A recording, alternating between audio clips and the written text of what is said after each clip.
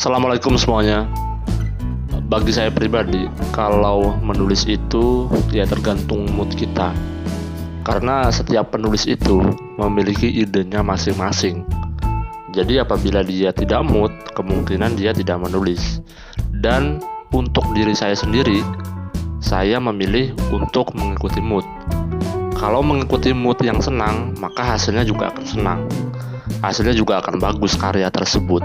Tapi kalau mood kita tidak menentu, lebih baik kita melaksanakan kegiatan hobi kita. Sebab kalau kita melakukan hobi kita dengan cara yang baik, nyaman, tulus, ikhlas, itu akhirnya akan kita senang.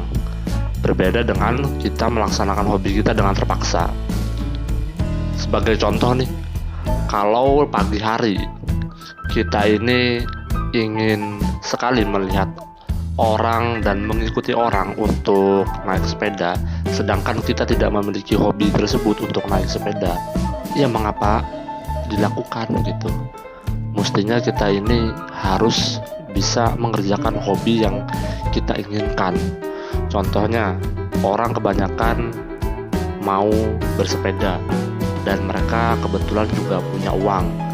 Ya nggak apa-apa bagi mereka untuk membeli sepeda, karena kan mereka punya uang. Walaupun ketika membeli sepeda tersebut, mereka itu cuma mengerjakan ya paling 5 kali dalam 1 tahun. Gak apa-apa, karena dia memiliki uang. Mereka memiliki hak untuk bersepeda.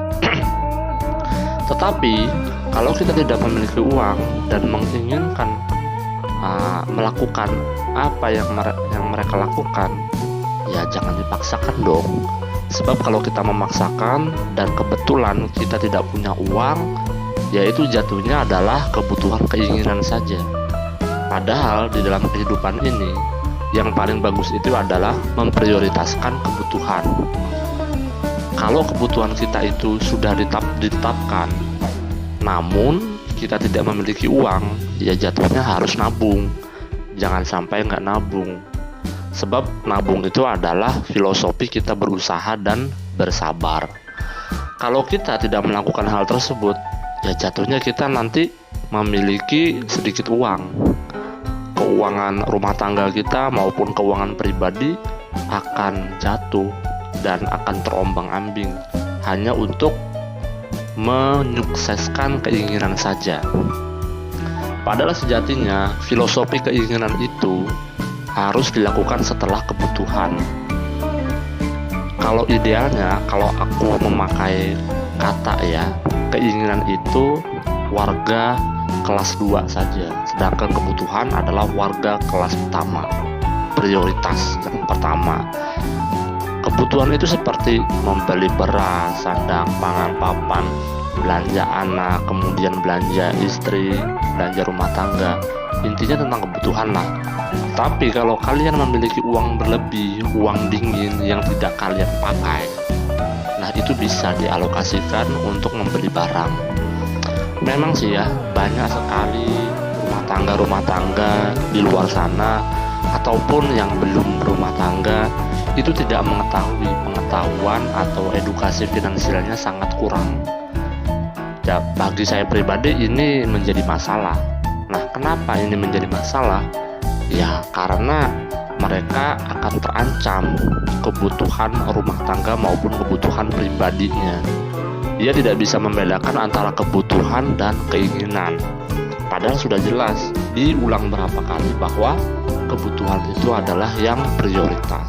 Sedangkan keinginan, kita membeli barang ini itu, berjalan ke sana kemari, ke mall, ke pasar, membeli apapun yang kita inginkan, itu sebenarnya adalah keinginan kelas 2. Sedangkan kebutuhan itu adalah yang utama. Coba bayangkan sendiri, kalau kita itu tidak memiliki uang, kemudian kita langsung memberikan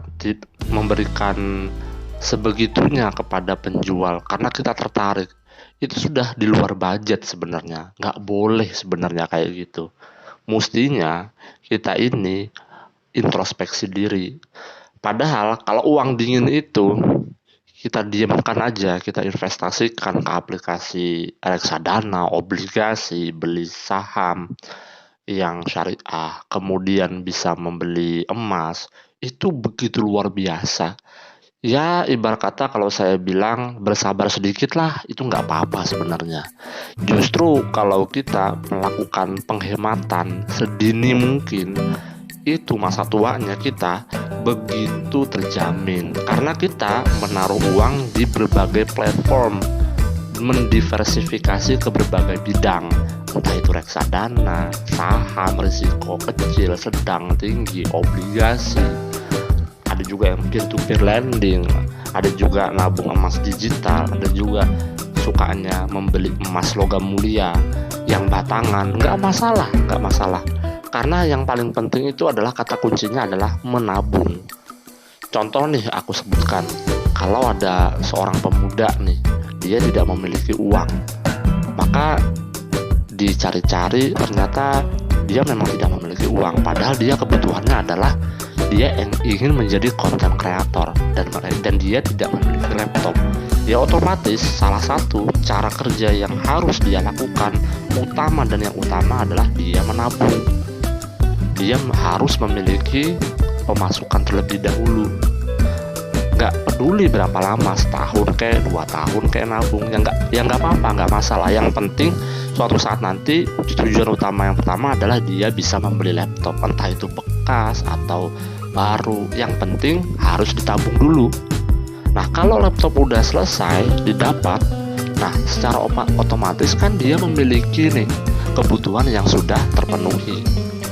Padahal kalau dia sudah bersabar sedikit aja, ya kemungkinan dia bisa membeli laptop yang sangat baru begitu.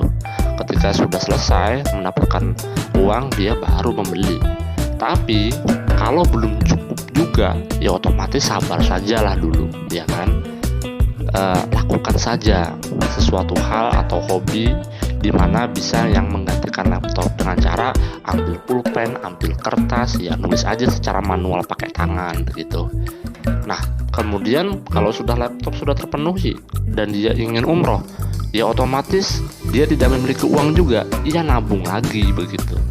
Sekarang itu banyak kok orang-orang yang menabung di obligasi, di reksadana, peer-to-peer lending, beli logam mulia emas batangan, beli logam mulia di aplikasi digital, banyak sekali macam-macamnya. Ada juga yang saham, tapi harus ditergantungan juga ya, kamu masuk profil risiko apa, investor yang ambil risiko kecil, sedang, ataukah yang tinggi.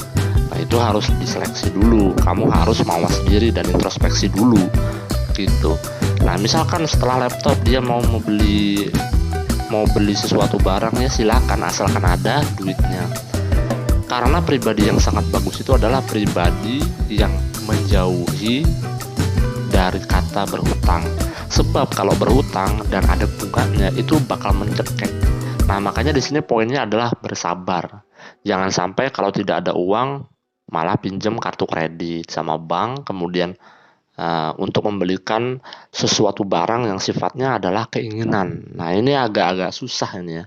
Nah, makanya kita pribadi ini untuk sekarang itu harus melek finansial. Kita tidak menemukan tuh kayaknya cuma sedikit aja. SD sampai kuliah diberikan SKS mata kuliah tentang edukasi finansial. Padahal itu sangat penting. Itu justru yang mempengaruhi kehidupan rumah tangga maupun pribadi. Jadi itu aja teman-teman yang mau aku share tentang edukasi finansial ini. Terima kasih atas menonton videonya. Saya ucapkan terima kasih sekali lagi. Jangan lupa subscribe, like, share, dan komen di channel status ini. Terima kasih. Wassalamualaikum warahmatullahi wabarakatuh.